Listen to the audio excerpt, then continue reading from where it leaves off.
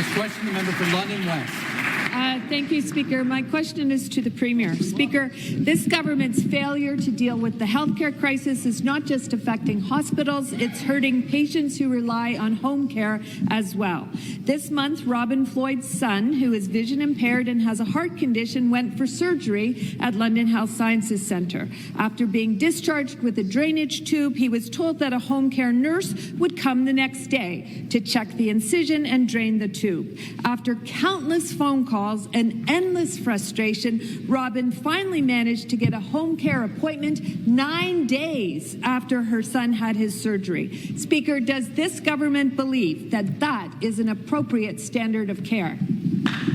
Minister of Health.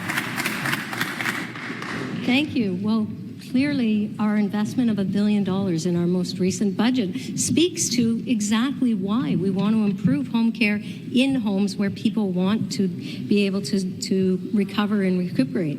So in our last budget, $1 billion over the next 3 years. But what does that actually give you? In your community, in the case of Robin's son, the funding will support an estimated 28,000 post-acute surgical patients and an estimated 21,000 patients with complex health conditions every year by providing 739,000 nursing visits. That's 739 nursing visits that never happened under the previous government.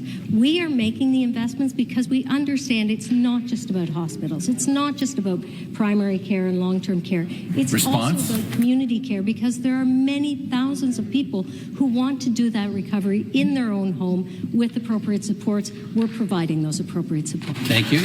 Supplementary. Speaker, Kim Fowler's mother has severe COPD and dementia and cannot care for herself. PSWs are supposed to bring her breakfast and dinner, but at least once a week they don't show up.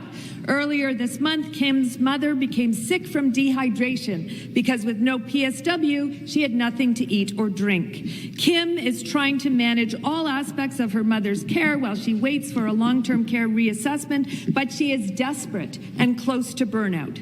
Speaker, Kim's story is not new and it's not unique. The VON told me they can't meet 50% of the referrals they get. Why is this government completely ignoring the long-standing problems in home and community care? Minister of Health.